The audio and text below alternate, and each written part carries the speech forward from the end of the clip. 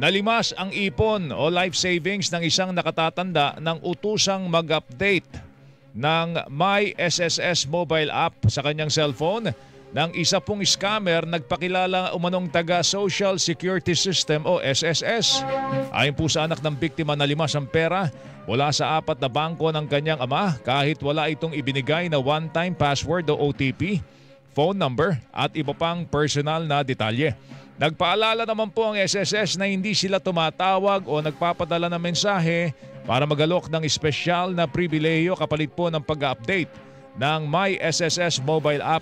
Ayon po sa isang cybersecurity professional, posibleng isang remote access Trojan ang malicious software na ipina-download ng scammer kung saan na-access po niya ang lahat ng laman ng device, mga kapuso, ng cellphone, pati mga password doon.